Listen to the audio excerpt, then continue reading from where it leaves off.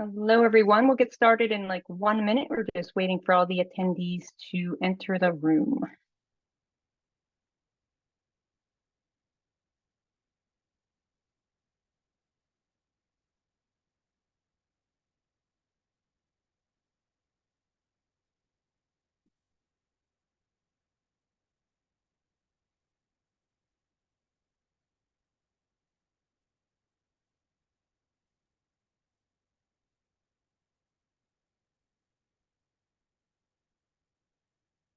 All right. Hello, everyone. I'm Marian Leary. I am the Director of Innovation here at Penn Nursing.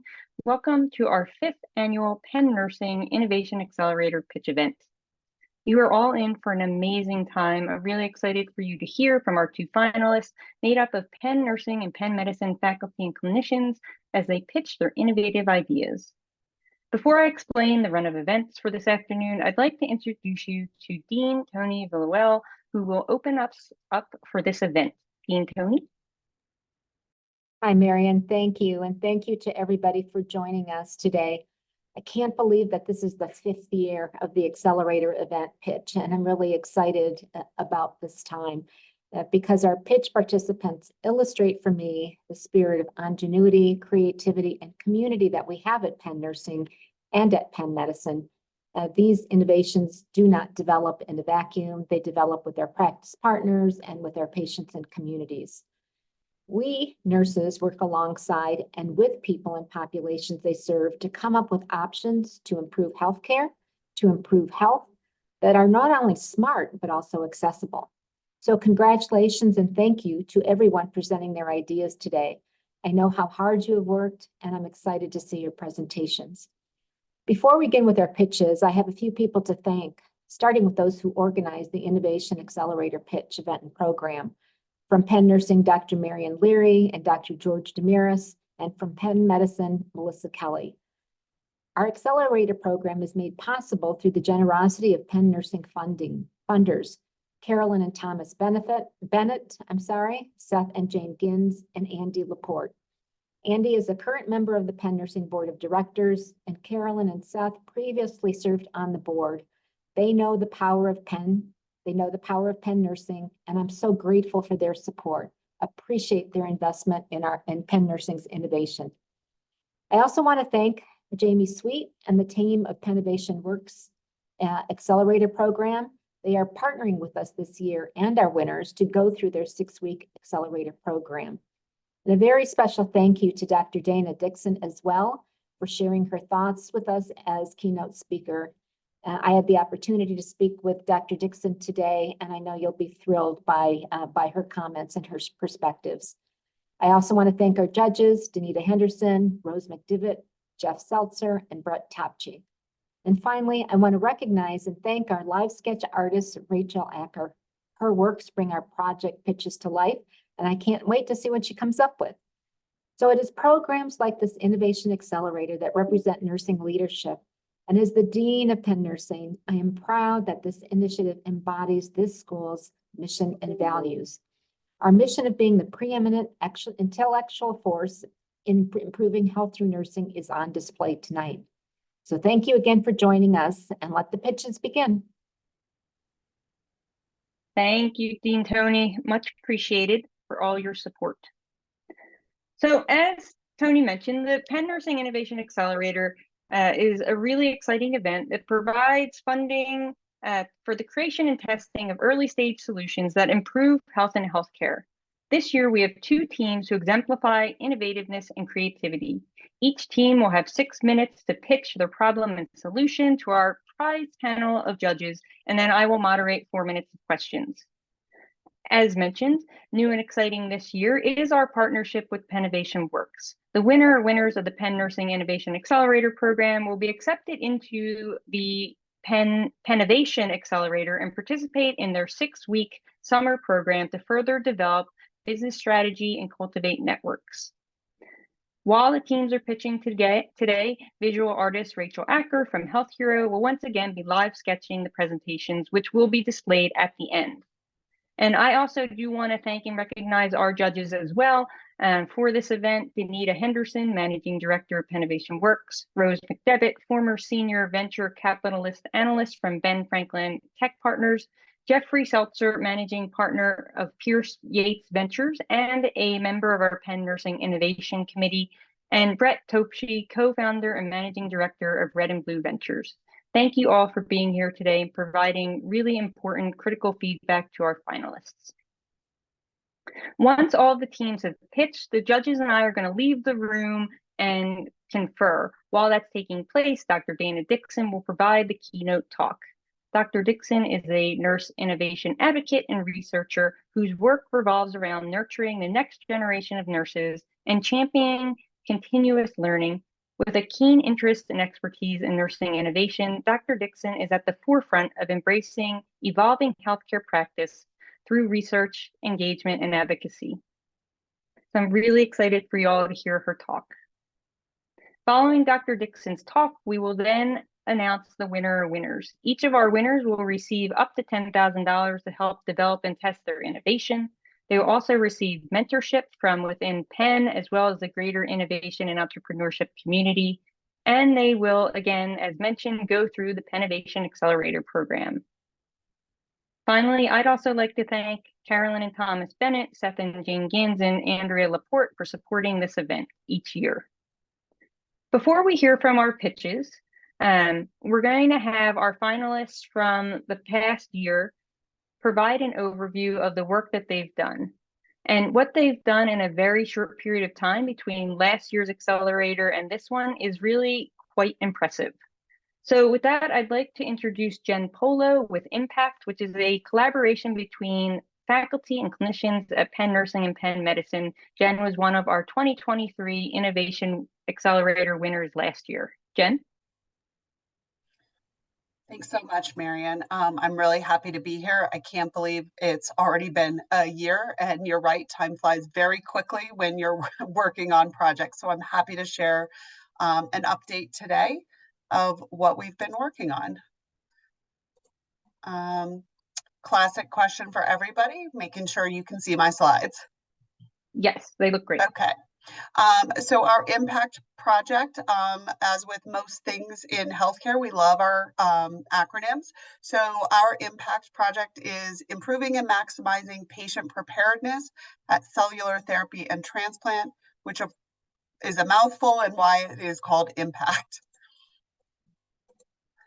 This is a small snapshot of our team and the team we started with last year within our program. And we've grown tremendously as we've added resources and knowledge, but this is the group that we were working with in the cancer program over at Pennsylvania Hospital last year. Just to give an overview for people who weren't here last year, our project came together as a group of a variety of us actually who had patient interaction in the cancer program with our stem cell transplant patients and other cancer diagnoses, realized that getting a cancer diagnosis is overwhelming, it's confusing, there's a lot of information, there's a lot of caregivers often involved, and it is very difficult for patients to absorb and remember all of that is needed with complex oncology treatment. And I saw in my role as nurse navigator that patients first stop, as with most of us, is Dr. Google to learn their information, which isn't always the best source of information.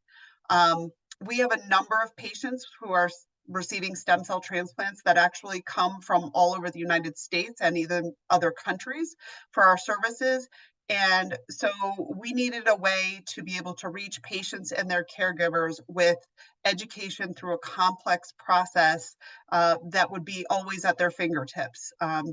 These patients coming from far away did not have the ability to just stop by our office anytime they needed to sit down with a provider. So our original goal was creating an app or a platform with a library of materials, including videos, images, reading, questionnaires that would be health literate and at a variety of learning levels and learning styles that patients could have basically in the palm of their hand at all times as they were going through the process. It would have a capability of connecting providers to patients and their questions and provide real-time feedback as patients were preparing for their transplant. I just wanted to share, because we love this so much, we have this in our offices. This was the sketch done during last year's pitch and did very well capture sort of the concept that we were trying to convey about the amount of education we were providing patients, and that we were starting from a very paper-centric process that patients only received when they came to us, and then, you know, sort of our goal throughout their process. So I think a big part of my update today is talking about the contrast between innovation vision and then the innovation reality. So our vision is sort of seen here and what we thought this would all look like. We had actually started this project with a group of us back in 2022 and spent, you know, a year developing foundational work and content and working on how to best accomplish this goal and what our vision was. And so then when we won the accelerator, we thought, oh, we had a plan. We were going to go live in June. We had our content developed. This was going to sort of just flow right along, just like, you know, we thought. And then we would be able to spend the second half of the year working on development of other areas we already were brainstorming that this could be useful, other cancer diagnoses and treatments. The reality looked a lot more like this. We started in 2022. We had collaborated originally with a partner to develop this solution. And then as we were getting ready to get into the testing of that company decided they no longer wanted to be in that space and sort of went out of business, which left us with the plan B and our pitch here to the accelerator. And then again, in June, we thought we were going to be moving right along, and in looking for resources and partnerships, we worked with Penn Medicine and applied with the IT department essentially to get a project status and resources to use something called Care Companion, which is a platform that runs through Epic, which is the electronic medical record at Penn Medicine. And we liked the partnership. We worked with Epic because of the integration into the electronic medical record. They worked with us quite a bit on demos and things, evaluation on whether it would meet our needs. It took from June until essentially December for us to get through that process and partnerships, you know, with Penn Medicine. But ultimately, we were able to submit a plan to them and get approval in December for that project to go forward. And we obtained some additional resources with that. And so then in January of 2024, we were assigned a project manager and additional resources. During this period of time, we had actually developed a number of resources within the system, a lot of IT people who were very interested in this project, and began some behind the scenes building of things for us and testing of things. And we, you know, finessed and finalized a lot of our content, which we are still doing. But obviously our vision of the way an innovation timeline would look and the reality were two very different things. But I am pleased to say that the vision that we originally had for what this would look like, on the left, you can see this was what we used in our pitch last year when we had developed some prototypes. And then on the right is the reality of what this is going to look like. This is just a small snapshot, you know, of tasks per se that the patient will receive on an app about education, their medications, and things like that. But it is actually, we're excited because a lot of it is looking very, very similar to actually what our vision for the final product would look like. I think a big thing I wanted to bring in this whole process was sort of our lessons learned over the past year, because there's been many. The value of the mentorship through this project cannot be overstated. You know, our team had been working on this for so long, you get a little bit tunnel visioned. And so having mentors come in and be able to look at your project fresh and bring their resources and expertise and help you talk through the why your decisions are what they are, really helped us think through some of the decisions we were making and led to some changes. The accelerator really honed for all of us the importance of having your message honed, your elevator pitch, so to speak, because as we sought out resources and partnerships, we all had to be, you know, very clear on what we were asking for, why it was beneficial, you know, to that particular person or department. And we all got very good at, you know, elevator pitching our innovation. Obviously, as I shared, we learned that the timeline we thought was a straight line, and it much more looked like that squiggly bunch of, you know, headphones that we all get tangled. We've had a lot of going around and around, but I do have to say many thanks to Marion, who has been a champion along the way with her reassurance that this is how innovation works, and it is not necessarily a straight line. And, you know, sometimes you need those mentors and champions in the background who are assuring you that all is still going according to plan. And then the resources we, you know, identified at the start of this, the resources we thought we needed.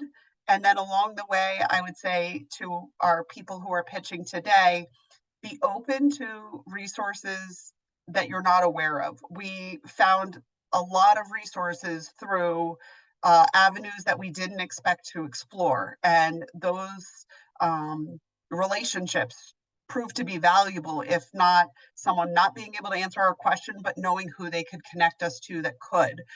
So cultivate as many resources as possible. And then as we've learned through this whole timeline, being as flexible as possible. You know, we had set decisions we thought we had already made, and so many of those have changed along the way. But as I shared, you know, through all that flexibility and the, you know, scrambled timeline that we've gone through, we are still ending up at the end of the road, you know, hoping to, you know, pilot all of this coming beginning of June with a product that looks very similar to how the vision looked to all of us at the beginning. So I encourage everybody who's pitching today to just take to heart that there's a lot of lessons learned along the way with innovation, and that the more flexible you can be and the more open to resources and outside help and mentors giving you advice, it only improves the product and improves, I think, you know, our lessons for future innovations. So thank you very much, Marion, for your support during this whole thing. And I guess I will let you talk and I think turn it over to our next winner from last year. Yes, thank you, Jen. Again, the work that you all have done is just incredible. I know it's not a straight path and it's not always a quick and easy process, but that's sort of the fun of it, right? You guys have just done a tremendous job. So thanks for coming back and sharing what you've done over the past year. All right, thank you. All right. Nika, you are up. So let me introduce you first. So now I'd like to welcome back Nika Koda with Team Reblossom. Nika was an engineering student last year when she pitched at the Accelerator event, along with her partner at Penn Nursing, who is also a student, Lynn Chow. So Nika is going to talk to us about Reblossom. Hi.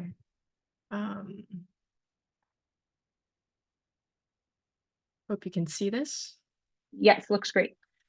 All right. Hello, my name is Nika Koda. We were the last year award recipient and we're here to update. I'm here representing our nursing team today, and regrettably, my co-lead Lynn Chow is currently occupied with her clinicals. Our team at Reblossom is a diverse blend of engineering graduates and nursing undergrad and a postdoc nursing graduate. While the majority of us kind of already graduated, some of us are now dedicated full-time to this project. Reblossom is a post-stroke fine motor movement therapy tool tailored for home care use. For those who haven't seen our pitch, just a brief overview on why we decided to take this challenge. Stroke stands as the leading cause of severe long-term disability in the United States. Our research pinpointed several barriers hindering success in therapy tools and physical therapy itself, resulting in decrease of adherence to the therapeutic process. We conducted interviews with an additional 30 new patients since our initial pitch to this innovation program. Our analysis of user research data has confirmed that the barriers we identified are indeed prevalent realities. These barriers encompass financial constraints, lack of motivation, and inadequate support systems, resulting in therapy often being regulated to the bottom of the patient's priority list. And despite its critical role for achieving independence, it's often overlooked. So we systematically addressed these barriers and integrated them into our product goals. However, as we progressed with the product development over the past year, this task became increasingly challenging to keep all our key needs while making it cost-effective. We remain steadfast in our company motto, staunchly believing that integrating artistic expression into therapy can transform physical rehab into a fulfilling and enjoyable journey. And ultimately, our goal was to empower patients to express themselves once more, and serving as a driving force behind our continuous development on our product. In the past year, just like Jen, we had made significant progress, but we've also realized that time is it takes a lot more than we thought. And we encountered challenges that led to longer development timelines than anticipated. One major issue was underestimating the time required for developing each key component, particularly as we aim for affordability through our custom designs rather than utilizing off-the-shelf parts that manufacturers are already made. And collaborating with manufacturing advisors, factories, and professionals to optimize cost-effectiveness often resulted in compromising our key needs. So we initially had 5 major components, and each presenting obstacles of cost-effective manufacturing. And to address this, we streamlined our design to 3 base components, with the remaining 2 designed for the future expansion and adaptability. This approach ensures a flexible pipeline for product evolution while maintaining the integrity of our core components. We were stuck in this really never-ending cycle of iteration to make sure we were making a scalable design to lessen manufacturing iteration costs and industrial mold costs. Countless sleepless nights were spent crafting various molds for rapid prototyping and devising molds capable of producing multiple sets for user testing and distribution to our dedicated testers. Thanks to the funds we secured, we efficiently produced working prototypes in bulk, achieving this at a fraction of a cost compared to what small-scale manufacturers will typically charge. We made around 30 molds alone, and that itself had iterations on its own. Now, not just physical prototyping that we've been working on, we began a more digital approach to our problem as well. We prototyped an accompanying app designed to track patient goals, abilities, and needs. While our focus remains on providing analog options, we recognize the value of incorporating digital tools to enhance user experience and progress tracking. Currently, there is a gap in the market for an app with user-centered design that efficiently fulfills this role. Now, these are our current results and ongoing developments. We initially aimed to create a comprehensive solution for patients across all stages in their journey, but we recognized that we were stretching ourselves too thin with that design momentum. So despite our efforts in design solutions that align with our initial vision, we ultimately pivoted to develop multiple products under the same umbrella. We segmented our products' difficulty levels to cater to mild, moderate to severe cases while retaining modularity. This approach allows individuals to begin with more challenging setups depending on their condition and gradually build up their flower and base options to even add more challenges. What you see currently is a base set for moderately severe patients.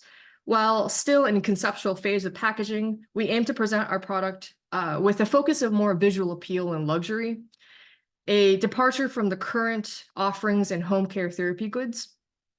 And Additionally, we're diligently working on patenting our engineering innovations, ranging from the stems to the flower toppers development. Despite its incredibly simple appearance, our product conceals a wealth of engineering complexity. While we can't reveal everything yet because we are in the patent process, we're excited to show some of our latest work. Initially, our design involved clicking and snapping different weights for modularity aspects, but we evolved the stems with a predetermined weight and varying thicknesses and lengths. These stems feature strong magnets, ensuring the flower heads are easily changeable, weighted, and drop-proof. This innovation addresses the key frustration barrier identified during testing, allowing patients to adjust difficulty levels swiftly and effortlessly. Moreover, we enhanced the malleability of the stems, fostering greater creativity expression among patients. Transitioning from a two-part extension design to a sleeker, simple base design has further streamlined our product. By implementing slider changes, we can now create plates with various heights and more challenging terrains, offering patients increased adaptability to their needs and to keep its compact nature. We wanted to make sure that our product will fit on the bedside table to maximize with fiddling time and for them to just play around with. Over the year, we've been fully dedicated to refining our product. Some key highlights of our progress includes numerous iterations we've undergone in the past 7 months and enhance manufacturability while ensuring ease of use across various levels and severities of patient needs. Our efforts have resulted in developing a product that cater multiple phases of recovery, complemented by the modular system and designed to streamline effectiveness without overwhelming the patients with a steep learning curve. This approach has positioned our current product and business model to enable direct-to-consumer sales, bolstered by a cultivated rapport with our caregiver community that we've developed over the last year. Currently, our journey has been marked by numerous challenges, and from design hurdles to navigating shifts in our business model, particularly given our product's hybrid nature. However, through our collaborative discussions with professionals and invaluable support from Professor Leary and the Nursing Accelerator community, we managed to overcome obstacles and propel our concept forward. Presently, our focus has been on extensive in-house development, largely self-funded through bootstrap initiatives and funds from this accelerator. With this initial phase nearing completion, our goal is to expand our reach, seeking broader feedback from a diverse range of patients to refine both our business strategy and product offerings. Following this, we aim to produce a larger batch and conduct a 12-week trial involving a volunteer group. This trial period will be pivotal to our market validation and traction building efforts. By the end of this current year, we aspire to secure capital investment and facilitating a transition to mass manufacturing. Me, our dedicated team, Olivia and I have committed ourselves fully to advancing this product, making it our primary focus. I'd like to extend a heartfelt thank you to Feng Hong and Lin for their invaluable contributions to this development of the product, leveraging their expertise amidst the demands of their graduation and PhD pursuits. Their involvement has been indispensable, and collaborating with nursing students has been an incredibly rewarding experience for us. The fusion of different majors and diverse expertise has enabled us to create a truly distinctive product. So please join us in healing through creativity. Visit our website and convenience to explore our product range. While the latest version has not been updated yet on our website, it will be there. If you are interested in trying out our product, we do have 10 allocated sets. Please reach out to me and we can get in contact for that. The Reblossom team extends a gratitude to Marianne Leary, the Penn Nursing Innovation Community, and Pennovation for their unwavering support and mentorship during the challenges we encountered this past year. Thank you so much. Thank you, Nika. That was truly amazing. You can really see the thoughtfulness of your updates and the design over this past year. It's really apparent how much you've put into this and your whole team. So I can't wait to see the future of Reblossom. And I'll just say, put in the chat so that everybody has your contact information. So if they want to reach out, they can. So Sounds thank good. you. Thank you so much. It's been a pleasure. All right, so now I'm excited to begin our pitch event. As a reminder, the 2 finalist teams will have 6 minutes each to pitch and 4 minutes of feedback from our panel of judges. I am going to ask that Dr. Carmen Alvarez come up and be our first pitch presenter.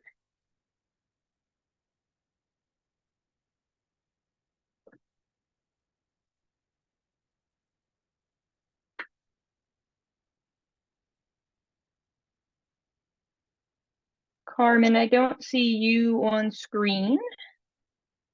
Okay, can you see me? There you are. Yep, yes. All right. And I don't see your slides yet either. Okay, do you see a blank screen? I do, yes. There you go. Great. All right, it's all you. Thank you. Good afternoon. Thank you for the opportunity to be here to speak about cuidándome, which means taking care of myself. Nationally, approximately 21 million people are struggling with depressive and anxiety symptoms, and the majority never find the help that works for them. As a family nurse practitioner of 17 years, I see this all too frequently, especially for low-income Latinas facing language barriers. My research shows that 55 and 46% of low-income Latinas report depressive and anxiety symptoms with limited access to effective management and treatment. There is an acute shortage of healthcare providers, and even more of a shortage of bilingual providers. Less than 6% of mental health providers speak Spanish, sometimes leading to lost meaning in therapy through interpreters. There is a lack of culturally acceptable psychotherapy, causing many Latinas to disengage. And there's a lack of skill building for continuous management of depressive and anxiety symptoms. When managing chronic conditions like depressive and anxiety symptoms, people need self-management skills, and that is where we come in. To address this problem, we developed Cuidándome, a problem-solving self-management program specifically for Latinas experiencing depressive and anxiety symptoms. It is a 10-week, synchronous, and remote program, making it accessible and convenient. Here's what makes Cuidándome unique. It is culturally tailored as it was developed with and by Latinas. It equips women with the skills to manage symptoms. The group sessions reduce stigma and provide a validating space for shared experiences. This was the most favored feature of our program. As importantly, our program does not require delivery by licensed personnel, increasing its accessibility. And our data show a clinically significant reduction in depressive and anxiety symptoms after participating in Cuidándome. These images offer a visual for what we will achieve with digitized Cuidándome. Our program will streamline facilitator workload with access to all facilitator content on the platform, ability to track progress and send reminders all in one platform. For participants, our program will be more engaging through interactive content. Existing programs currently lack our combination of features for our target population. Digitized Cuidándome would be the only program to offer culturally tailored support, live group interaction, and seamless EMR integration, simplifying documentation all in one platform. We will target federally qualified health centers. Our program is ideal for helping FQHCs to optimize their reach and services to Latino communities. In Philadelphia, clinics that see predominantly Latino clientele report a critical need for behavioral health support. To bring Cuidándome's digital platform to life, we're requesting $10,000. This will cover the critical first phase, defining the core functionalities and user experience of the platform, and also user testing with our end users. We have existing funds committed to the project and will pursue additional opportunities with Wisdom Ventures and OVO Fund to obtain the remaining dollars. Looking ahead, Cuidándome will generate revenue through a sustainable tiered licensing model and ongoing support packages. By investing in the initial phase, you would be supporting the creation of a scalable solution that will generate long-term value. Cuidándome's long-term success hinges on two key pillars: empowering our team. So we'll invest in growing and retaining a talented team with the expertise to continuously improve and deliver a high quality product, and also prioritizing our user experience through an empowered and motivated team dedicated to this mission. Our ultimate goal is a significant reduction in depressive and anxiety symptoms for socially at-risk populations. At the moment, we have our program on a hard copy, a thick facilitator manual, and accompanying workbook that needs to be mailed out to participants. So to reach our goal, we need to digitize Cuidándome, which allows us to serve more people, maximizing impact. We've heard the feedback from our participants. We'll make Cuidándome accessible to men. We plan to translate Cuidándome into other languages to serve a broader population. And we envision offering Cuidándome in non-clinical spaces for broader accessibility. Cuidándome's success hinges on a passionate and experienced team. We have a multidisciplinary team that started 6 years ago, including clinical psychologists, researchers, community experts, and recently, our technology innovation partners, Tonic Group. Together, we possess the perfect blend of clinical, research, community, and technological expertise to not only develop, but also scale Cuidándome for maximum impact. The mental health crisis among Latinas is real and growing. Cuidándome offers a culturally relevant, accessible solution, but we can't reach our full potential without going digital. Cuidándome isn't just an innovation, it's an opportunity to transform mental health care for an underserved and marginalized population. Thank you. Great. Thank you, Dr. Alvarez. I'm going to ask you first to keep your slides up just in case the judges want to review something, but also I'm now going to ask our 4 judges to turn on their cameras and come on screen, and we will begin the Q&A session. So we have 4 minutes for this. I'm going to keep a timer. Who would like to ask the first question? I can. Hi, Carmen. Great presentation. Thank you for that. Thank you. I just wanted to know, so what do you think the barriers to entry is? So what would stop anyone from doing this? Oh yeah. So I think some of the barriers that we've heard already is who is going to take this on, who in our organization is going to participate in the training and lead this program. And I think one of our strong points is that it does not have to be a licensed person. They come at a cost and are quite frankly already burdened with a lot of other tasks in clinical settings. So to the extent that we can find someone who is willing to take the training and dedicate a couple hours a week to delivering this program, I think that would be a strong selling point to getting this program, to getting more buy-in for offering this service in a clinical setting.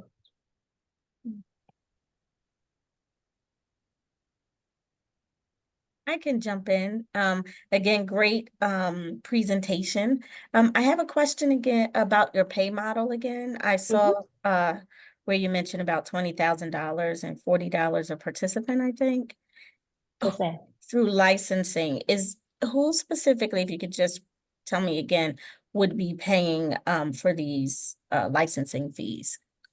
So we envision the organization, so either the FQHC or other clinic to pay for the licensing to offer this service. Group therapy is a reimbursable service. So Medicare, for example, will pay about $28 per session. This is a 10-week session. So again, we anticipate that the organization would pay. I think there's still opportunity to learn whether or not the participants would be able to cost share in that cost. I can jump in with a question. Can you please talk about the data, the clinical data you collected to date that showed that there was a significant improvement for those patients in depression and anxiety? And can you also talk about the adherence or how those patients will make sure that you want to make sure that they are continuing the program for those 10 weeks, but also do you envision them to need a follow-up after those 10 weeks, and how will that work? Yes, thank you. So this was a pilot study done with 47 people. So 23 were randomized to Cuidándome and 27 randomized to a control group. So an attention control where they got health promotion information. And so you wanted to know, we used the PHQ 8 and the GAD-7. So we had measures, we assessed these at baseline, immediately post-intervention, and then again at 3 and 6 months once the intervention had ended. And we saw a decrease in both groups, more significant for the participants who were in Cuidándome. For adherence, we had good adherence. We had over 89% complete all 9 sessions. There were 10 sessions. The majority completed at least 9. And we had some fair reasons for people not completing. Life happens, appointments, death in the family, etc. We did recognize from our preliminary work before conducting the pilot study that frequent reminders on the day of the session were very helpful for making sure that people showed up. These are very busy women, and so it's not that they don't want to participate, they just honestly forget that it's happening. So frequent reminders, day of, was beneficial for maintaining adherence. As for whether or not a booster session is needed, I think we still need to do that work. We saw some pretty significant maintenance of mild to no symptoms 6 months out. So at what, if it's at 9 months or at a year out, exactly when we may need a booster session, we're not entirely sure. When we still need to investigate that. When we asked women what they did not like about our program, it was that it ended. So there was a desire for the group sessions to continue. And so I think there's opportunity for us to figure out how we would make that work, perhaps with less burden on the clinic. Great. So we're at time. Oh, but Brett, please, go ahead. Sure. So quickly. So it sounds like the program was really effective for the people who were in it. I guess the question that I have is, you had mentioned, and apologies for my assistant hopping on camera here. You had mentioned some of the cultural challenges around getting people to participate in therapy in the first place. How do you overcome those challenges and get people onto the platform so that they can achieve these awesome results? Sure. So I think peer influence goes a long way with this population. So to the extent that we have people who, this actually did happen, people who were participating in the program started telling others about it, and they started calling us asking to join. So to the extent that we have somebody or people within the community who are speaking well of the program, I think that's one way to generate interest. Stigma is a huge issue in the population. And so to the extent that you have more people talking about ways to address these challenges, I think that can be a draw. I'm not sure if that answers your question, Brian. Yes? Okay. Great. All right. Thank you, Dr. Alvarez. Really appreciate your pitch. I'm going to ask the judges to go off screen again, and I'm going to ask our next presenters to come on. So I will, thank you, introduce Dr. Holly Harner and Dr. Caitlin Clayson, who are going to present their pitch around camo care options. Carmen, I think you have to stop sharing screen first so that they can share. Great, thanks.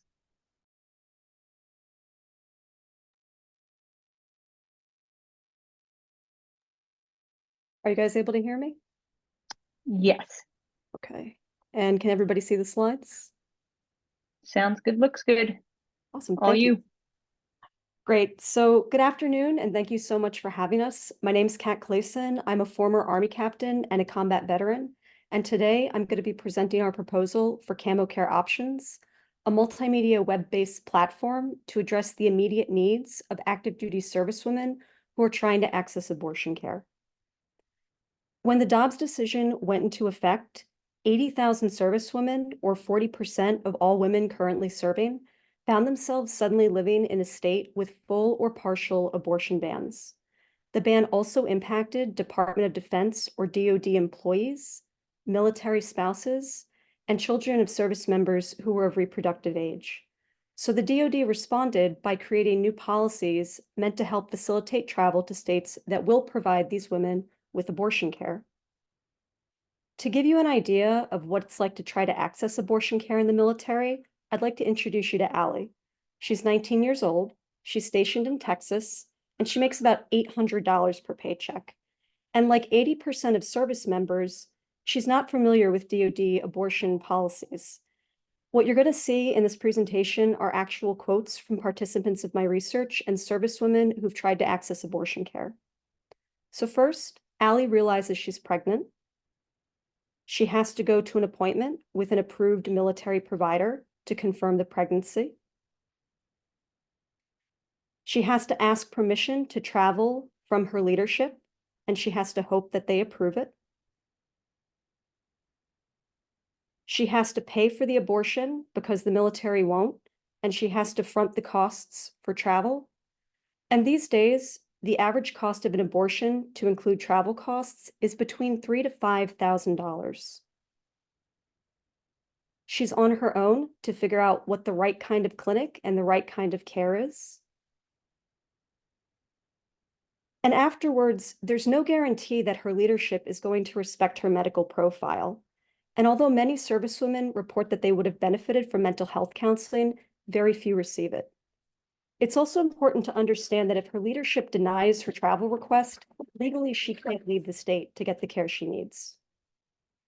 So our solution to this is Camo Care Options, a free website to centralize all the DoD and military abortion policies in one place while using best practices from domestic violence websites like Quick Escape Keys so that we can maximize user privacy and safety. We'll provide step-by-step guides to help service women navigate existing policies and ensure that their rights are protected. We'll provide access to customized abortion resources, and we'll identify abortion funds to offset costs. We'll also provide a supportive and safe online community. So with Camo Care, it looks a little different for Allie. She knows best what her leadership situation is, and Camo Care can help whether she has supportive or unsupportive leadership. We'll provide accurate information for abortion options and resources to empower her to make an informed decision. Camo Care can help if her leadership decides to ignore DoD policy and refuses her leave request. And now that Allie knows her rights and what she needs to do to exercise them, she can access the care that she's entitled to. And after the abortion, she's no longer alone because she has the Camo Care community behind her. Right now, nothing like this exists. Abortion education and access sites like Planned Parenthood don't include information on DoD policy, and DoD websites don't include information about abortion education and resources, and in some cases don't even have the correct policy posted on their websites. Our user base would include servicewomen and other women who've been impacted by the Dobbs decision, as well as leadership that really wants to be there and support its soldiers. The total potential base includes about 6 million people who have $1.2 trillion in annual purchasing power. This is considered a highly lucrative market for advertisers. We're asking for $10,000 to launch our website. This will allow us to purchase the programming and design expertise to ensure that our user privacy and safety requirements are met, and also to get the equipment that we need to create the video and audio content. Because content creation is being performed by a dedicated team of volunteer professionals, we are allowing for a full year of development, but we've already started content creation and do believe that we're going to be able to launch earlier than expected. For long-term sustainability, a higher estimate for users would be 50,000 per month or 600,000 over the course of a year. That equals about $30 each month in hosting costs. We will register CamoCare as a formal organization, which will allow us to sell advertising space, solicit donations, and apply for grant funding. With advertising, the cheapest CTR or click-through rate ads sell for about $15 a month. So if we just sell 2, we're sustainable. And again, this is a community with $1.2 trillion in annual purchasing power. And we do think that there's small veteran-oriented and military service-oriented businesses that would be interested in accessing this market through our website. Although our team has agreed that CamoCare options meets the most immediate need for servicewomen, we do in the long term want to create the CamoCare network to empower servicewomen through policy and healthcare knowledge for a multitude of pregnancy and reproductive health concerns. And this is our incredible and dedicated team of active duty service personnel and women's healthcare professionals. And it's our collaboration with active duty servicewomen that really makes our team special and is going to make CamoCare options a unique and high impact resource for the military community, so that women like Allie can get the care that they're entitled to and that they need in time of crisis. So thank you so much for your time, and I'm happy to answer any questions that you might have.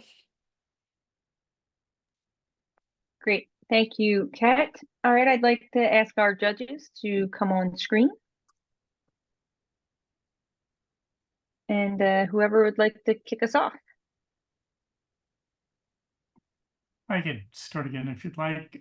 Kat, thank you for your service. This was a great presentation on an important issue. Have you thought about in your kind of commercialization of this, is this kind of, would you white label this? Is there a market for, instead of it being under CamoCare, that you are, selling it to hospitals, other community organizations that are already big and out there with great outreach? No, we're really interested in providing it directly to the service member. Generally, military medical facilities are not going to be interested in providing this kind of resource, and civilian hospitals generally don't focus on the military community because it's considered too small of a market share. Thanks. So this is a very, very important topic, but it's unfortunately one that's sometimes difficult to discuss and in many cases difficult to discuss in public places, particularly in a lot of the places where you need this because you can't get it locally due to political environments and local state regulations. How do you get the word out about this in a cost-effective way? So there's 2 methods. I'm going to go back to our budget slide. We are asking for $1,500 for a digital marketing campaign where we would use demographic-specific targeted online ads. But the biggest thing that marketers acknowledge about the military community is that we're very based around word of mouth. We would be using a lot of personal and professional networks to disseminate this resource by word of mouth. So again, for example, the 4 personnel listed to the left here, those aren't just placeholders, those are actual people. And we have other people who are in the service who are working with us. Furthermore, we've asked for $500 for beta testers and sensitivity readers, and those would be hired junior enlisted personnel. So they would also be able to create buy-in among their own demographic and then disseminate after they've done testing.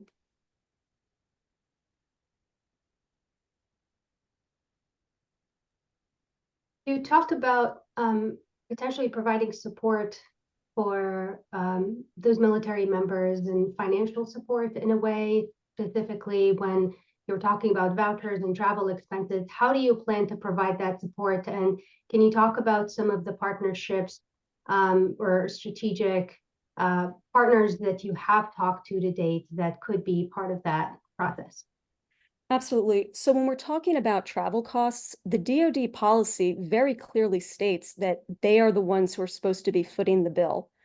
The problem is that the policy hasn't been communicated well enough. So last year, between June and December, only 12 women were compensated for travel costs, even though it's estimated that there's about 4,100 active duty service personnel who have an abortion each year. So the first step is inform people about the policy. The step-by-step guides are intended to make it very easy for women or for leaders trying to help these women fill out all the necessary paperwork, send the files to the right offices, basically just, hold your hand while you get your reimbursement. So we're not providing that cost. As far as abortion funds go, we would try to register or affiliate with the National Abortion Fund and kind of put this out there as we really want to help service women. What abortion funds might be most appropriate for them? So in our low fidelity prototype, we have questionnaires asking things like, if you're comfortable sharing, what's your marital status, what's your, race and ethnic identity. And abortion funds sometimes really dive down to help very specific demographics. So we're just there to help the service women find these resources that they might not be aware of. What I would like to see as far as strategic partnerships go moving forward, but that haven't been discussed with these organizations. If you're familiar with SWAN, which is the Service Women's Action Network, there's other VSOs, veteran service organizations, that are very much in the women's health space. I'm hopeful that as we get this stood up, they will be willing to work with us despite the, controversial nature of abortion access and abortion care. Denita, did you have a final question? Nope, she actually answered it in one of the other questions. Okay, thanks. Great. All right, well, thank you all. That is time. So thank you to Dr. Clayson and to Dr. Harner. Now I'm going to do a couple things. I am going to ask our judges to please exit this main room and head over to the Zoom breakout room. And I sent that link to you just a little while ago, and I will meet you all over there in just a couple of minutes. Before I go, I'd like to introduce my colleague, Dr. George Demiris, who is our Associate Dean for Research and Innovation at Penn Nursing. And Dr. Demiris will introduce Dr. Dayna Dixon, our keynote speaker, and then facilitate a Q&A after her talk while the judges and I deliberate. So, George, take it away. Thank you so much, Marion. And I'm really happy and delighted to actually introduce our keynote. I want to remind our attendees that you can use the Q&A feature on Zoom to post any of your questions. So at the end of her talk, we'll actually have a chance to ask some of these questions and have a discussion. So I'm really excited to introduce our keynote, who is a thought leader, Dr. Dayna Dixon, a nurse innovation advocate and researcher.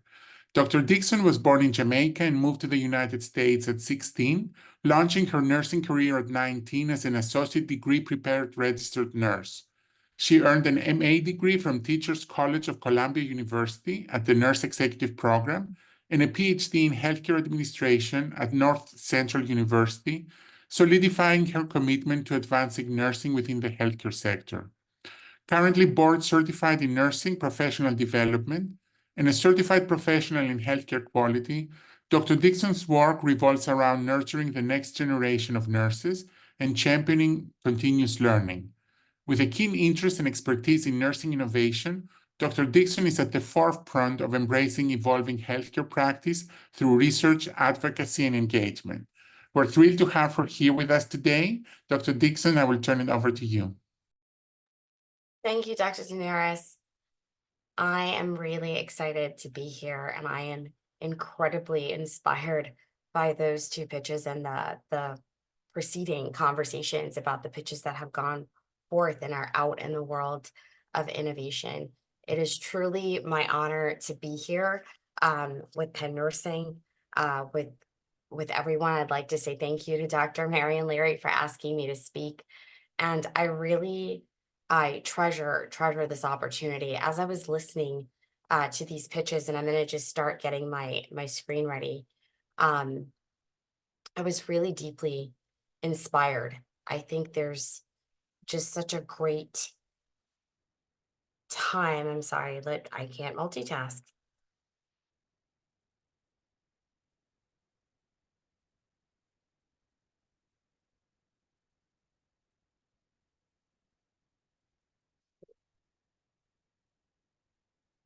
Are you able to see my screen yet? Not yet.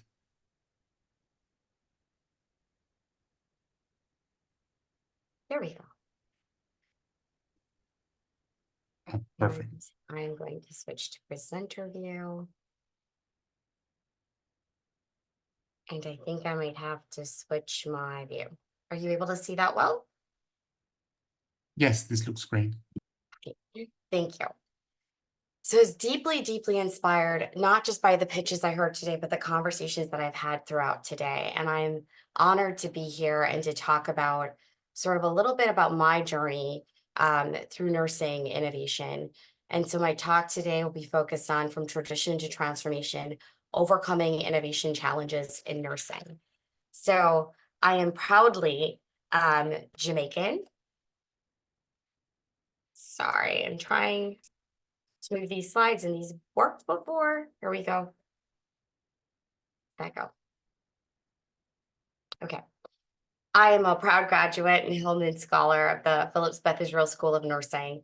I got my BSN at St. Francis. I became a mom in 2010 and completed my master's about that same time that year and got my PhD in 2021. But my education is not necessarily my story. My identity is immigrant mom, and I identify quite proudly as a spicy elder millennial, and I'm happy to share a little bit more about why. As I progressed through nursing, I really had a fantastic nursing education experience.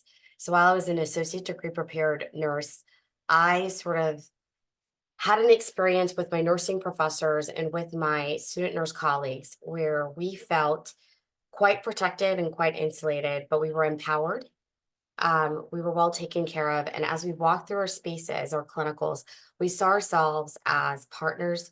We saw ourselves as collaborators, as facilitators, and we really had a lot of strength within our nursing identity.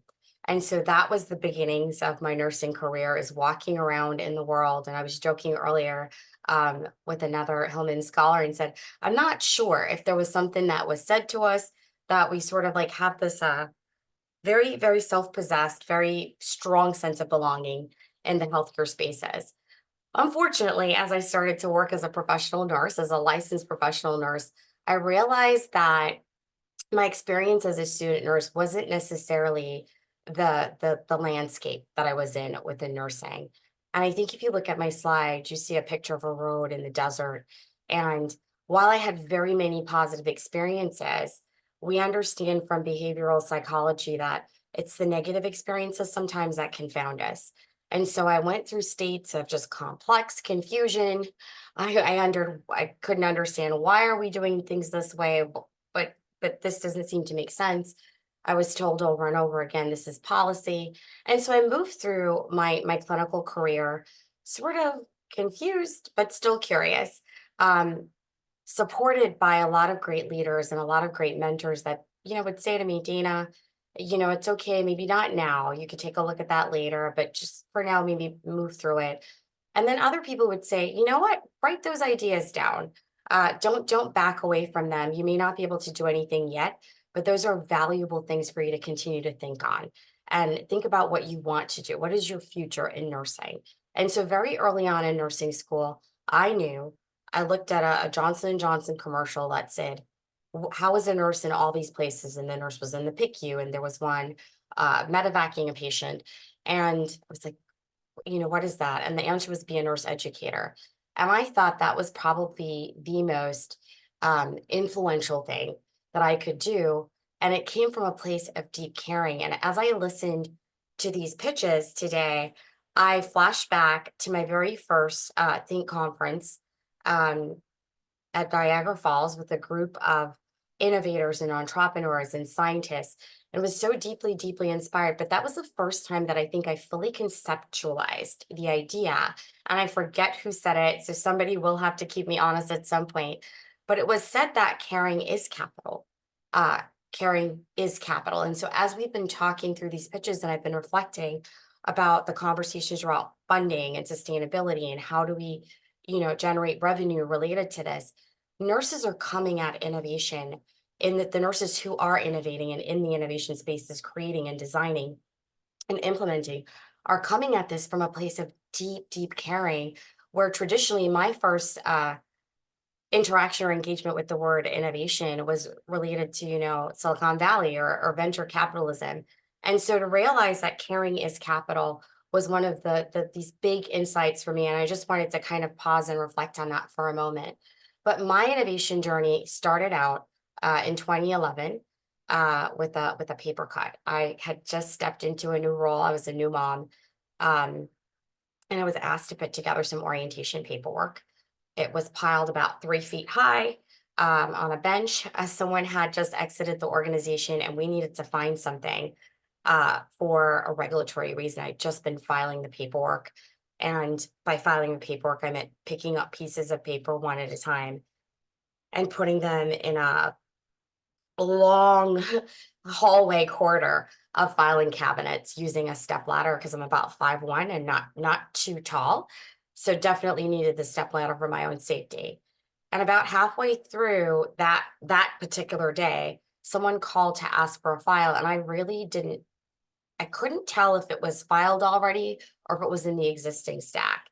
And at that point, it really just broke me. I was furious. I was frustrated. I think it was the compression of about 3.5 years to that point of doing things that I didn't quite understand. Why are we doing it this way? There feels like there is a better way to do this.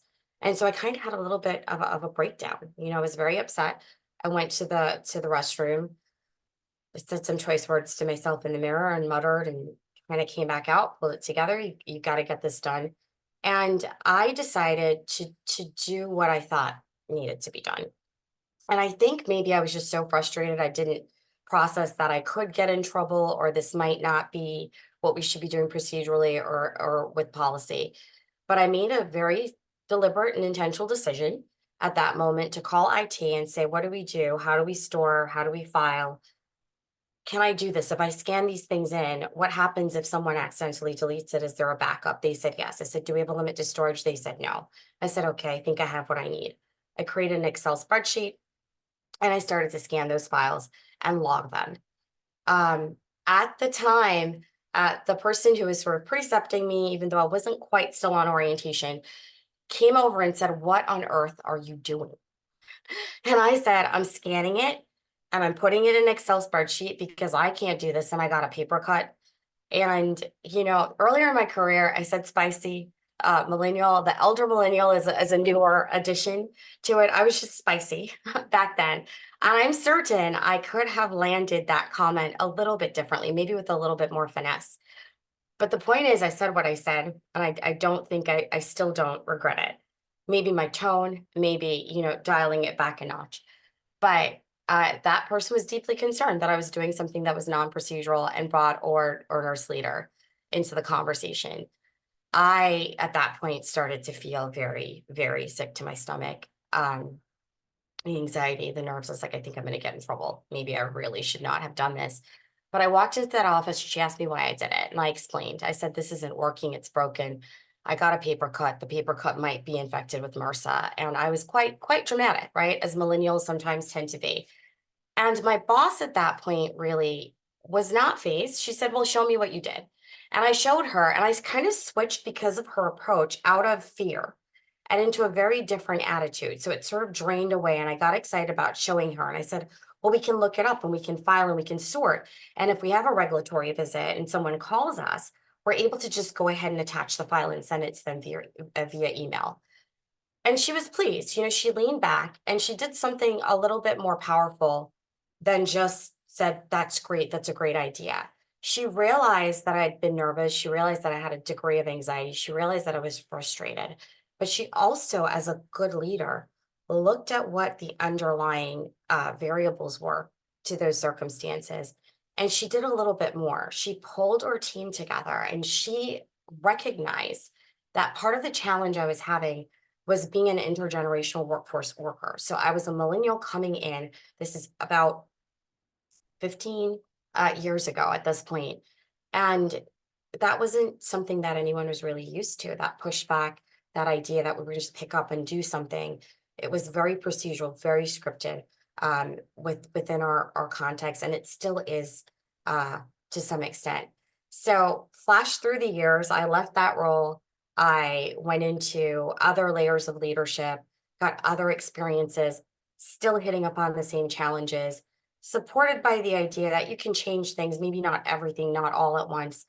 But over the course of the years, that dissonance of that you should change, you should do things differently, we want you to do this, ideate, create, but not necessarily fully getting that support.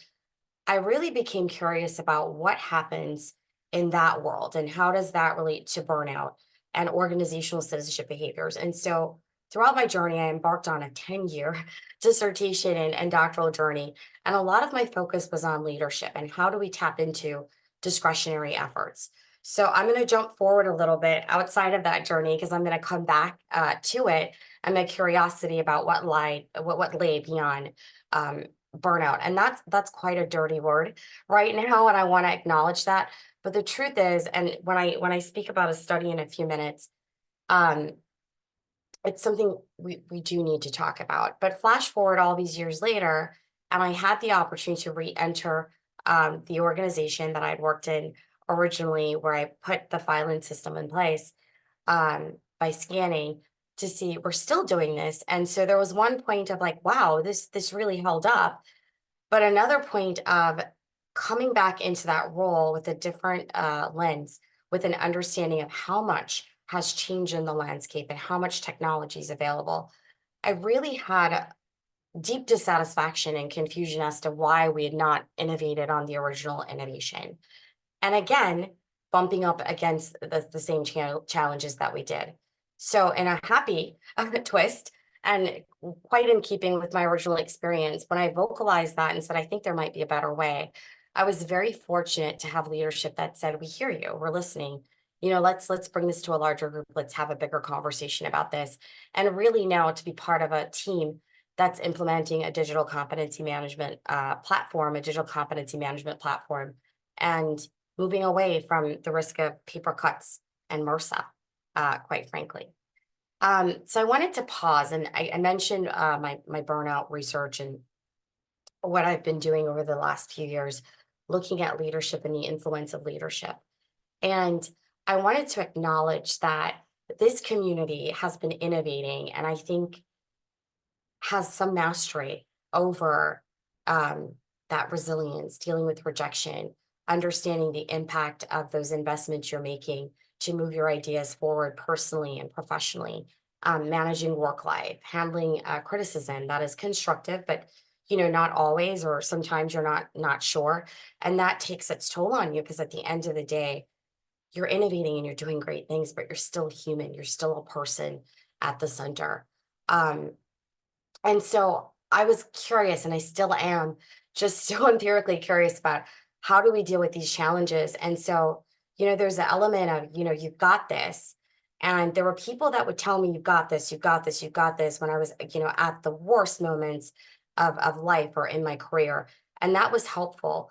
But truly, what I found helpful throughout my career and trying to make change and stay in spaces that might feel difficult, that you're not sure if it's changing quickly enough, was to look at relationships and to look at those relationships through the lens of leadership, to look at those relationships through the lens of family, colleagues, and most recently in the past 5 years, through the lens of innovation pioneers.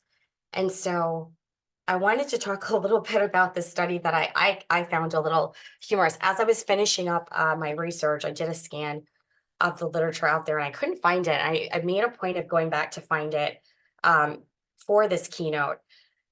But really, even after looking at it again, I remember why it stood out to me.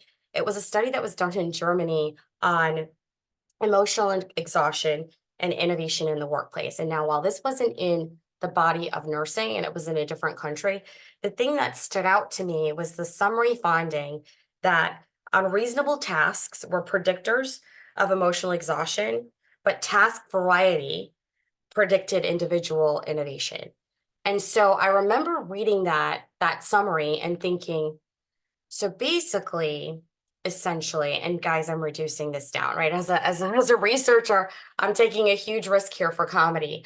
I read that article, I read that study, and my thought went, so essentially we're going to just stress everybody to the point that they're forced to innovate to survive, and now we're innovating. Okay. And part of me went, that might not be the worst strategy, but maybe it is the worst strategy. But then I went for the humor of it and said, well, thankfully we're here and we're finding ways to figure out how to do that. And so to capture the innovation from the task variety, but hopefully mitigate the emotional exhaustion that goes with the burden, what they call the qualitative overload of being asked to do too many tasks at too many differentiated ranges, all at the same time. And so while it's driving that innovation, we want to capture that. How do we mitigate the exhaustion, the burnout, the feeling of overwhelm related to workload that's associated with that? And so this study, again, was not done within nursing. And so my second thought was, we need to do that study in nursing, because I'd be very, very curious as to how the relationship of those variables would work out.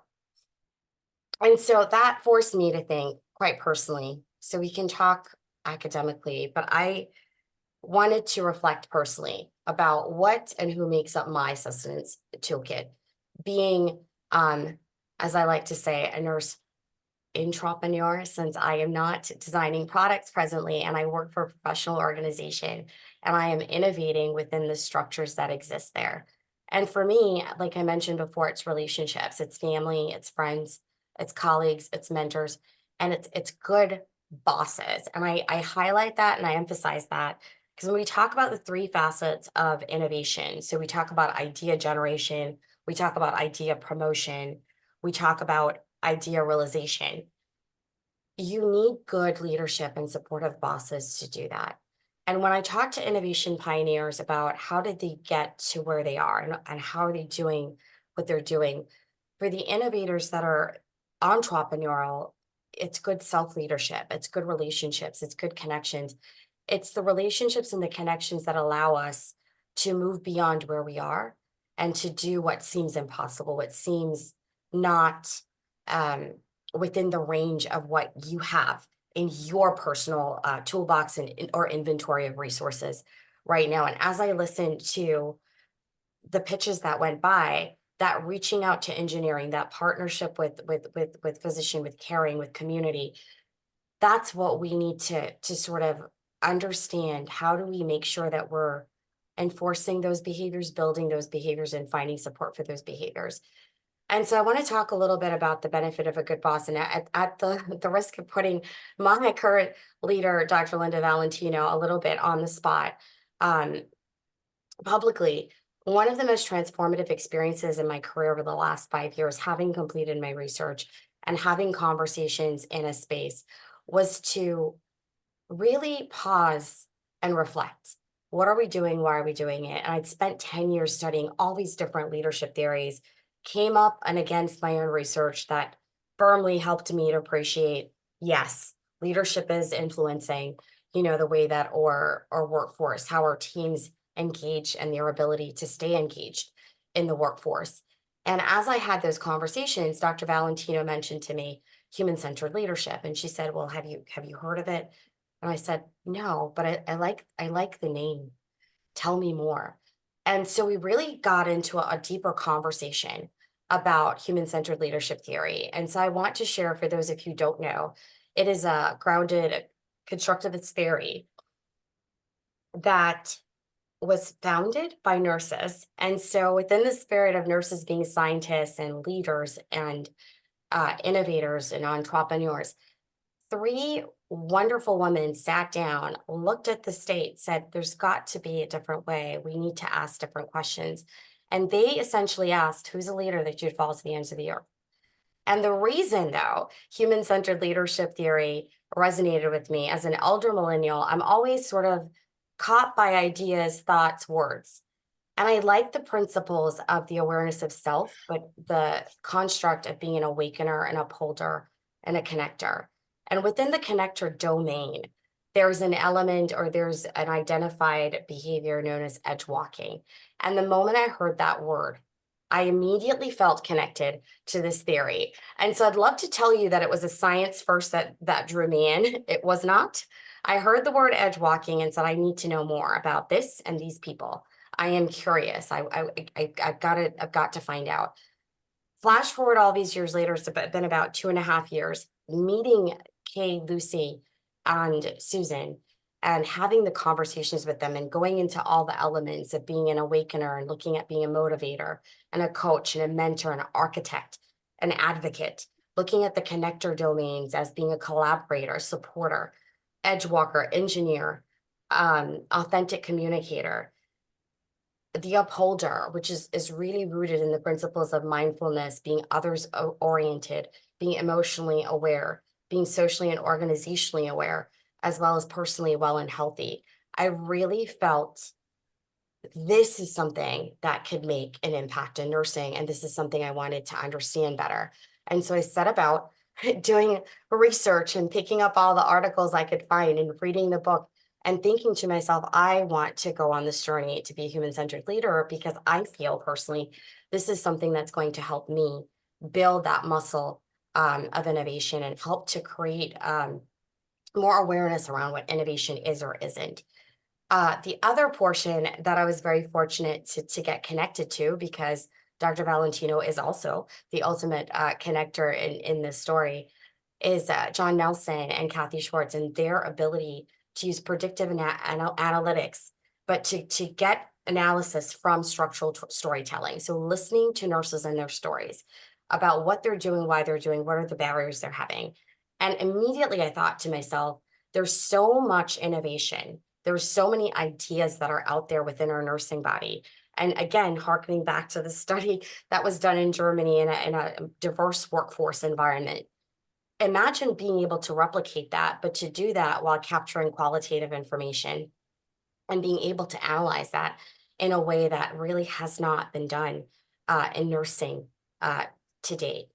And so the other things that make up my toolkit outside of these relationships and these connections and these conversations that really fill your cup up and water your soul and create room for more inspiration and hold you accountable to your values are books and professional associations. So I'm a member of SANCIEL and the ANA, and most recently, the Aerospace Medical Association.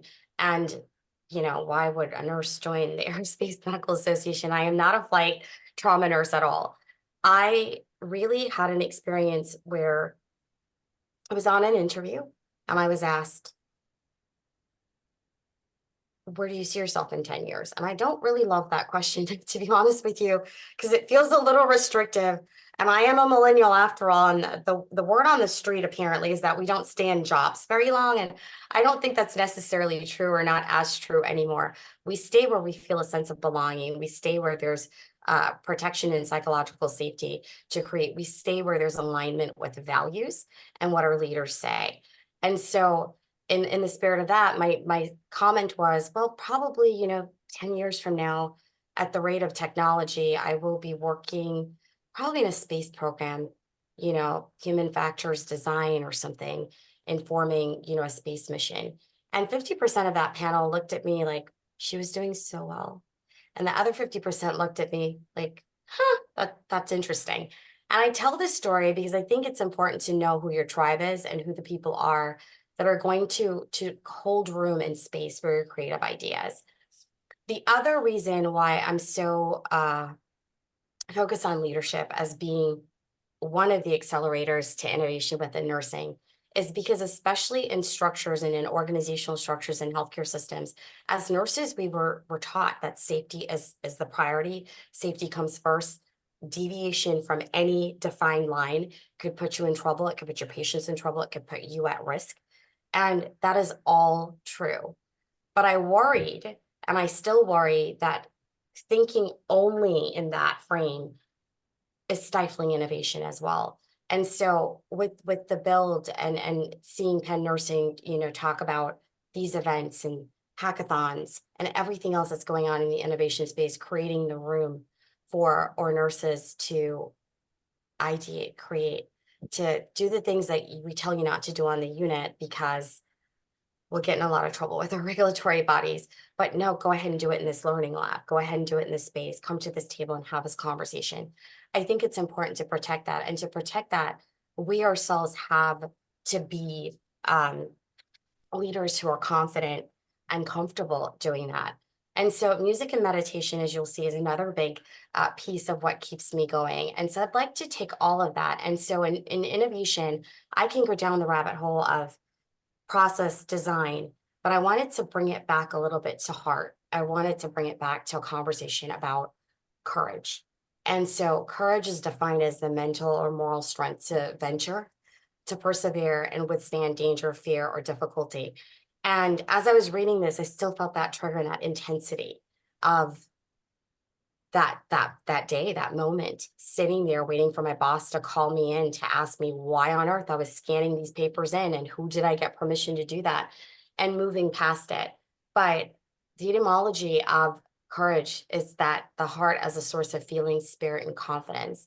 And so I don't know that I'd ever, until looking up for this word, understood that courage and heart were really so closely married, even in terms of the origins of the word. And so over the course of my career and all the work that I've done, it's been wonderful and it's been fantastic. But upon reflection, what are the things that are important to me? And I think of the song from Rent, from the Seasons of Love, and how do you measure your life? And as I listen to these pitches and the conversations and just the sense of gratitude that everyone had for the partners that they had along the way, the mentorship, the support, those moments in the room where you're thinking your task is going to go this way, but your project timeline is now a little bit skewed and you've got to regain focus and you've got to come back. The things that keep me grounded is understanding my why. And for me, nursing is a deep, deep, deep love. Caring is at my core. And we talk about caring as capital, but for every nurse innovator that I've met, they're doing it from a space of love, a space of heart, a space of wanting to really make an impactful difference in the life of their patients, their community, or their nursing colleagues. And I think that's really, really so important.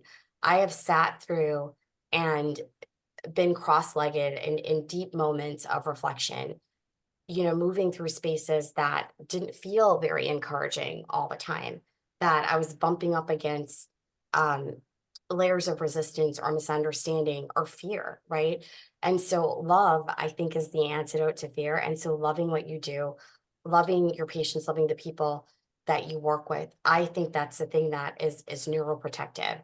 And so growing up as a child in the Caribbean, my parents really, I think, did a lot, and I'll move to the next slide to share this. They did a lot to support what I didn't understand back then. I think I was always a divergent thinker. I was probably innovating as a child and not realizing it, but my parents really did. And my dad recently had a conversation with me after, I had a real bout with adversity. And he said, I told you the stories I did. I shared the examples I have with you throughout your life because I wanted to neuroprotect you.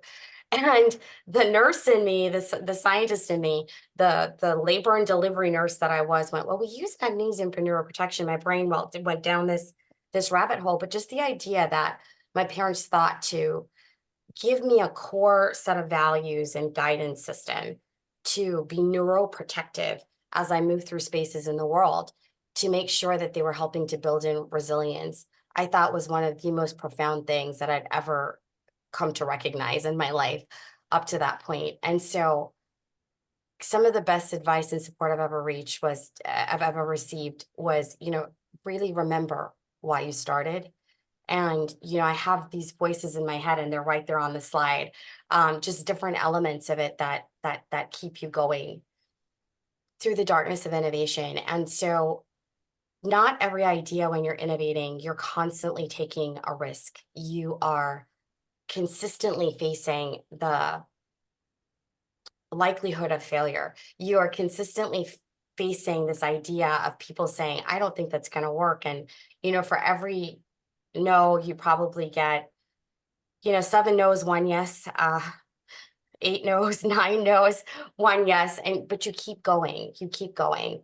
I was talking about a project recently with John and Kathy, and John paused and stopped and said, I want to remind us to acknowledge, but not to be governed by fear, because we are challenging the status quo. We're challenging the way that we think about collecting and analyzing and processing data when it comes on to behaviors and things that impact our nursing workforce. I think of Dr. Lorena Megabo, who was my mentor since nursing school, and she's remained my mentor through all of these years, and telling me, I've got you, I've always got you. Don't be afraid to try and fail, but always know that you're stronger than you know. And it was her way of saying to me, I've got you. I don't think you need me to get you, but I'm here. And understanding that you have a tribe and you have that safety net. My mom really reinforcing the attitude of gratitude. My dad, very big fan of Bob Marley that he is, constantly reminding me, don't let them change you or even rearrange you, that you have a place, you have a space. And I spoke about this earlier about coming from a place of belonging in nursing school, and then going out in the world and going, do I need to change? Do I need to shift? And that reflection is important. But then coming along and meeting Rebecca about 2 years ago, Rebecca Love, and she's saying, it's okay to batten yourselves. And so for all of you guys who did this pitch and are pitching today and are in this innovation space, please remember, it starts here, it doesn't end here. It is always okay for you to bet on yourself. And in true to my millennial spirit, I am going to leave you with Fort Minor lyrics. This is 10% luck, 20% skill, 15% concentrated power of will, 5% pleasure, 50% pain, and 100% reason to remember the name. And that's something that I'm learning to do, is to lean in and to be willing to speak up, speak out, to share the space, to amplify, and to talk about. And so I thank you all for your time, and really good luck. It's really been a pleasure.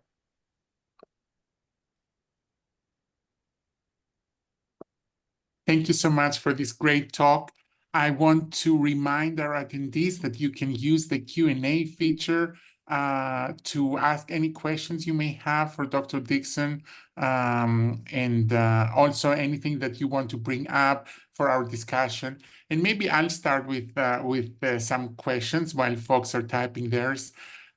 So again, thank you for a great presentation. I wanted to hear your thoughts about the future of nursing innovation. In the school right now, we're talking a lot about artificial intelligence and how AI is going to be replacing certain jobs. And more recently, we've been seeing cases where AI is supposed to not just replace transcriptionists or record keepers and note takers, but actually play a big role in creativity. Like even ideas could be generated by AI tools. Do you see all of this AI hype right now as a threat or as a tool for nursing innovation? Thank you, Dr. Ramirez. I absolutely see it as a tool, but I do think it's a tool that we need to be intentional about, and we need to have a voice in and a partnership towards. And so you brought up AI, and immediately my brain went to Dr. John Nelson and Dr. Kathy Schwartz. We've had these conversations, and John says, garbage in, garbage out. And, Linda Valentine was talking about the profile of a safe nurse and the profile of a nurse leader, a profile of responsiveness, and the need to set those up to inform our AI processes. But if nurses are not at the table and we're not able to say what's happening, then we're not going to get great structures, and we're not going to get great information. And so working with John and Kathy has really opened my eyes to just areas that I was like, oh, wow, I really need to understand that a little bit better and learn how to advocate for that better, because we're really at a very pivotal time right now that our voices are critical. They're crucial in the design of AI and where we're pulling our data sources to, from, and why, and that it's not apparent. There's always a conversation that you ask nursing after the fact, and then they tell you, I wouldn't have done it that way. And you could have saved a whole lot of time if you had had them at the table in the first place. So that, the ideas from bedside to boardroom, it's really that much more important, especially in this AI space. And I think it's absolutely a tool, but we need to really think about it with the human, both the user, the nurse, everyone in mind. And that's why I'm really so excited about the human-centered leadership theory, because I think it really does give a grounding framework to kind of keep us aligned with that value system and not too far out in the weeds. Great, thank you. And I guess a follow-up question has to do more with preparing the next generation of nurses. And if we are to really unleash that potential of nursing innovation and kind of prepare nurses to see themselves as innovators, what do you think should be done differently in the nursing curriculum, in the experiences that our trainees get during their education? I think it's important for us to have intentional leadership around innovation. I'm still finding, and this is okay, I'm glad people are talking about innovation, but there's some misunderstandings around what innovation is and what innovation is not. So I think that's part one. Part two is, we're still having our nursing graduates come in to the traditional structures. So in healthcare settings, and we're saying to them as leaders, be innovative. We want your ideas. We want your ideas. But they give us our ideas. And I talk about the improv idea, yes, and we're not very practiced in saying yes, and we tend to go back to them and say, we can't do that for regulatory. That's great, maybe down the line. And we don't really have great mechanisms in place as leaders, as educators, to really harness that curiosity, harness that ideation, and say, here's a space to do that. Here's how I'm going to support you.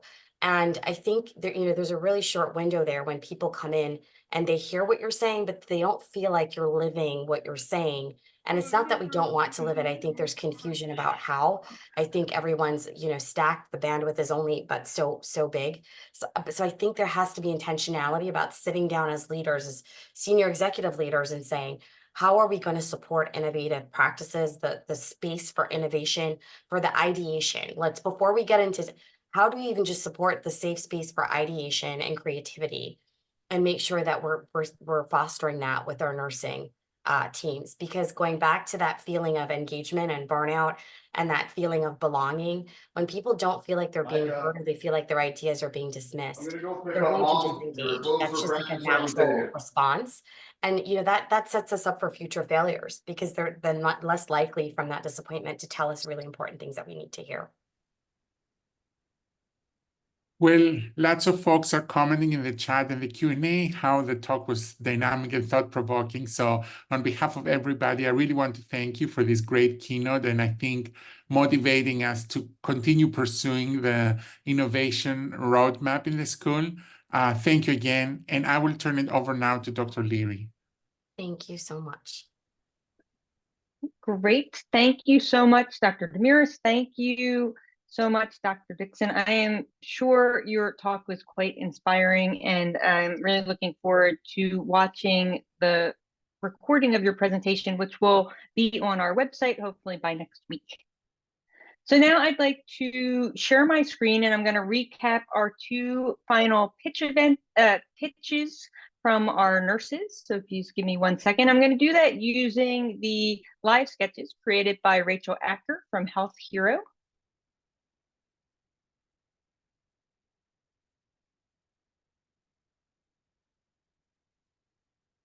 One moment, please.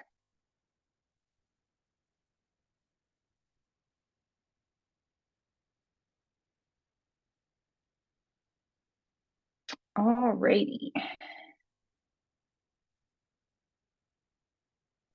Great.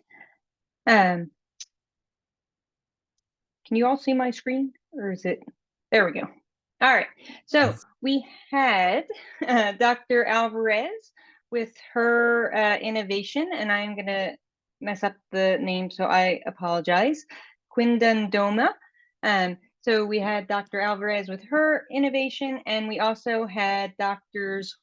Harner and Clayson with their innovation, Camo Care Options. So I'd like to bring on my colleague, Jeff Seltzer, who is going to announce the winners of the 2024 Penn Nursing Innovation Accelerator program. Jeff? There you go. Thanks, Marion. I've been involved with innovation, technology, and startups for much of my career, but the healthcare and nursing space is relatively new to me. I do know that to successfully accelerate the innovation process in any vertical, You must have the right environment, and Penn is so lucky that Dean Tony, George, and Marion provide that for our nursing students and faculty, as well as the greater Penn community. I have learned from Marion over the past year that nursing innovation is constantly happening, and in many places like the bedside and the classroom. Today, however, the focus is on innovation for good and social entrepreneurship, and we just heard two exciting pitches for Dundame and CamoCare that participated in this year's Penn Nursing Innovation Accelerator. The founders have truly impressed the panel with their vision, dedication, and innovative ideas. Demo days are the equivalent of commencement, and we congratulate both teams for making it to the finish line. After robust discussion by this distinguished panel of judges, we are recommending that $10,000 and 6 weeks in the Pennovation Accelerator be awarded to each of Dundame and CamoCare as co-winners of this year's Innovation Accelerator. Congratulations to all, and we are very proud of your accomplishments and potential. We look forward to hearing about your journey and your innovative contribution to healthcare, so please keep us informed. Congratulations. Yay! I want to thank you both again, both teams, for having the creativity, courage, and compassion to come up with your solutions for each of your respective populations. And I'm really looking forward to working with you both over this next year to help you really bring your innovation to life. I want to, before we close, I want to thank everyone who participated today and who made this possible, including Dean Tony, Dr. George Damiris, Dr. Melissa Kelly, our speakers, our illustrious group of judges, as well as all of my other colleagues at Penn Nursing who have helped to make this event happen. I'd like to also once again thank Thomas and Carolyn Bennett, Seth and Jane Gins, and Andrea Laporte, and the Pennovation Works team. And finally, our participants for sharing their innovations. I hope they inspire more nurses to begin creating solutions to the problems that they see in their practice and go out and innovate. So thank you all, and have a good evening.